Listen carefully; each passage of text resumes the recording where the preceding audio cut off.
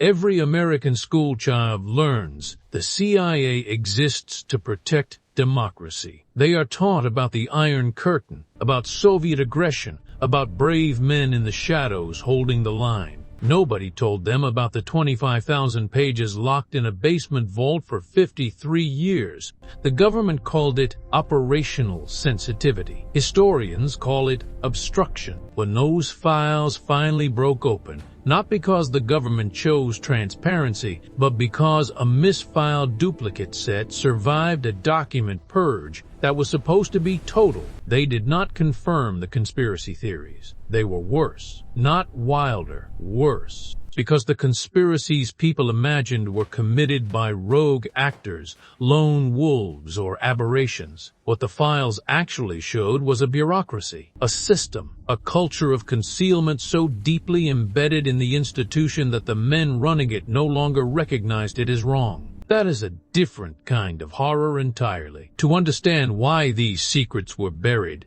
you must first understand the world that buried them. It is 1947. Korea is 2 years away from erupting. Eastern Europe is already gone. The Soviet Union has not yet detonated its first nuclear device, but American intelligence analysts know it is coming, and they know they are not ready. The men who built the CIA in those earliest months genuinely believed the United States faced an existential threat, and that belief, sincere as it was, became the justification for everything that followed. The National Security Act of 1947 created the CIA with deliberately vague language about the limits of its authority. Sections 102 and 403 were written to allow broad interpretation. That vagueness was not an oversight. It was architecture, a legal framework designed to be elastic enough to cover whatever the next crisis demanded. By 1949, when the Soviet Union detonated its first nuclear test code named Joe 1, on August 29th, 3 years ahead of American intelligence estimates, the elastic snapped taut. Escalation became doctrine overnight, and by 1953, the CIA's black budget had grown to an estimated $587 million, equivalent to roughly $7 billion in today's currency. With no meaningful congressional oversight mechanism in place, the agency was now larger, richer, and less accountable than its founders had publicly intended. The conditions for what came next were already structural. The warning signs existed. People inside the CIA saw them clearly, wrote them down in formal language, filed them through proper channels, and were ignored. A 1957 internal CIA Inspector General report flagged the MKUltra program as legally and ethically indefensible. The document used the specific phrase, beyond the bounds of ethical medical practice. It was locked away for 16 years. The men who raised objections internally were transferred or quietly marginalized, their concerns noted and buried alongside the files they were concerned about. Frank Olson understood something had gone wrong long before the night of November 28, 1953. He was 43 years old. A mild-mannered army biochemist who believed genuinely that he was serving his country. He had requested a transfer. He had told colleagues he wanted out. 9 days before his death, he had been covertly administered LSD by CIA officer Sidney Gottlieb without his knowledge, without his consent, at a covert meeting in a Maryland cabin. He had no idea what compound had been introduced into his drink. What followed were 9 days of deterioration that the people around him watched and documented and reported upward, and the institutional response was to manage the situation rather than stop it. Those 9 days have a paper trail. Colleagues noted he stopped eating. He grew silent in meetings where he had always spoken freely. He telephoned his wife Alice from New York and told her he had made a terrible mistake, without specifying what. She later said his voice sounded like someone else's voice entirely. A CIA security officer named Robert Lashbrook was assigned to stay with Olson in that New York hotel room. He was not a doctor. He was not there to help Frank Olson recover. He was there to observe and contain. When Olson suffered a fatal fall from the window of a New York hotel on the 13th floor in the early hours of that November morning, The government told his wife and 3 children it was suicide. They believed that for 20 years. Sidney Gottlieb, who supervised the dosing, retired with a commendation. He was never charged. He died in 1999. By 1953, MKUltra was not a fringe operation running in the margins of the agency. It was the CIA's largest active domestic program, comprising 150 sub-projects spread across 80 institutions, including 44 American universities whose administrations, in most cases, had no idea what was being conducted in their laboratories. Sub-Project 68 alone funneled $60,000 directly to Dr. Ewen Cameron at McGill University in Montreal. Cameron called his technique psychic driving. What it involved in clinical practice was placing patients admitted seeking treatment for depression and anxiety, not volunteers, not subjects who had agreed to experimental protocols, but people who came to a hospital asking for help, into medically induced sleep states, and then playing recorded messages to them continuously for up to 16 hours at a time. For weeks, simultaneously, Cameron administered LSD, barbiturates, and amphetamines. He applied electroconvulsive therapy at 30 to 40 times the normal clinical intensity. Some patients received over 100 ECT treatments in a single treatment series. The stated goal was to dismantle the existing personality structure and rebuild it from a blank slate. What Cameron produced instead was profound and lasting cognitive harm. His patient, Linda McDonald, was enrolled in 1963, admitted for depression. She emerged from the program unable to read, unable to cook, unable to recognize her own family members. She spent 15 years relearning skills the rest of us take for granted before age 5. Cameron's experiments at the Allen Memorial Institute ran from 1957 to 1964, funded through a CIA front organization called the Society for the Investigation of Human Ecology. The Canadian government paid 100,000 Canadian dollars in compensation to 8 surviving victims in 1992. The CIA settled separately with 9 Canadian victims in 1988 for undisclosed amounts.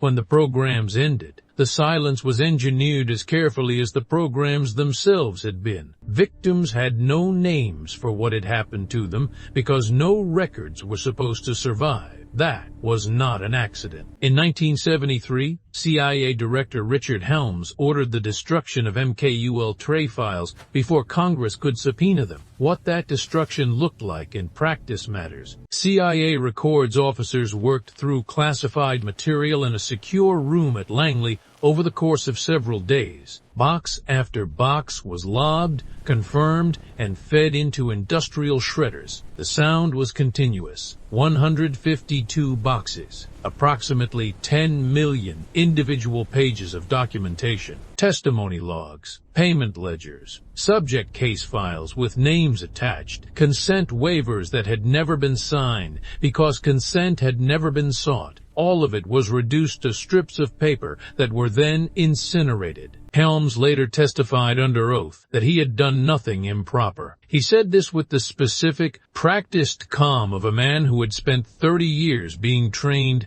never to blink. The cover-up appeared to have worked. Then a filing error saved history. A duplicate set of approximately 7,500 pages had been misfiled years earlier in a CIA records center in Warrenton, Virginia, not in the operational archive that Helms targeted, but in an administrative financial annex that no one thought to check. In 1977, those files were discovered. They blew the operation open. Richard Helms became the only CIA director ever criminally charged, convicted in 1977 of failing to fully inform Congress. His sentence suspended. His fine $2,000. The same year, the CIA was simultaneously running a parallel operation to shape how all of this was being covered. Operation Mockingbird, still only partially declassified, placed CIA assets inside major American newsrooms from the late 1940s through the 1970s. Journalists on the agency's payroll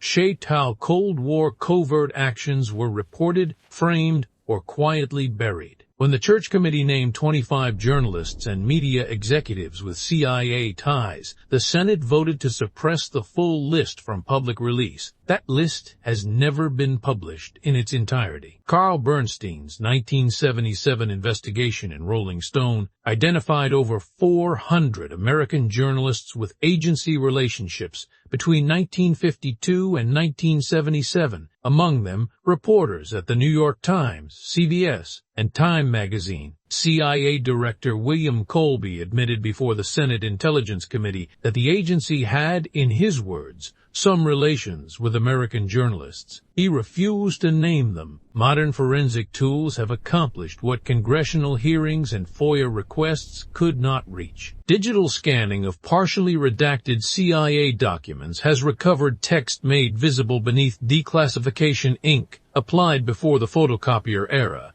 ink that was opaque to the naked eye but transparent under multispectral imaging. Analysts photograph each page under at least 7 distinct wavelengths of light, from near-infrared to ultraviolet, and stack the resulting images in sequence. Patterns emerge that no human eye could detect, unassisted. Chemical compounds in the redaction ink absorb light differently from the ink beneath. The machine reads what was meant to stay invisible. Forensic examiners at the Mary Farrell Foundation identified at least 12 instances of recoverable text beneath CIA redactions on pre-1980 documents using this technique. The information recovered in several cases directly contradicted the surrounding unredacted text, meaning the document had been selectively edited, not merely protected. Spectral analysis of Cameron's surviving clinical photographs identified electrode placement patterns inconsistent with therapeutic electroconvulsive treatment. Those photographs are black and white. They are not dramatic. The gravity in them is quite a middle-aged patient seated in a clinical chair, the electrode positions marked with small adhesive tags, the expression on her face entirely absent. Not peaceful, absent. In 2017, the Assassination Records Review Board released 2,800 previously withheld CIA cables, among them documentation placing a known agency asset inside Lee Harvey Oswald's social network in Mexico City in the weeks before Dallas. Between 2017 and 2023, over 6,700 additional JFK-related CIA records were released under the President John F. Kennedy Assassination Records Collection Act of 1992. Approximately 4,800 remain withheld in part as of this recording. A 2023 Brennan Center for Justice report examined a sample of still classified CIA documents more than 25 years old and found that 53% contained no identifiable current national security rationale for continued classification. They are not classified because releasing them would endanger anyone. They are classified because someone has not yet been asked to justify keeping them closed. The lesson of the CIA's buried records is not simply that governments lie. Everyone already knows that. The deeper lesson is architectural. Secrets survive not because of individual dishonesty, but because institutions build systems to protect them, and those systems outlast the people who built them, outlast the circumstances that created them, outlast any political will to dismantle them. The Church Committee reforms of 1975 and 1976 were real. For a moment, accountability had structural teeth. Then the moment passed. By the 1980s, oversight mechanisms had been quietly defunded, restructured, or staffed with sympathetic appointees. The Senate Intelligence Committee's investigative budget was cut by 38% in real terms between 1988, Executive Order 13,526, signed in 2009, mandated automatic declassification of records 25 years and older. A 2022 Government Accountability Office audit found that federal agencies had declassified fewer than 60% of eligible records. The mandate exists. The compliance does not. Historian Tim Weiner, writing in Legacy Legacy of Ashes in 2007, argued that the CIA's fundamental problem is institutional self-deception embedded in its founding culture. Former CIA officers dispute that framing vigorously, but the files are the files. The 1957 Inspector General report called MKUltra ethically indefensible and was locked away for 16 years. The Helms conviction resulted in a $2,000 fine. Linda McDonald spent 15 years relearning to read. The archive is not a metaphor for what governments might do. It is the documented record of what this one did. What remains classified and why is still the most important question no hearing has fully answered. If you made it this far, you already understand why most people never will. Part 2 opens the CIA's foreign assassination program files and the single cable that implicates a sitting senator. Subscribe. The archive is still being opened. What's buried always surfaces. Until next time.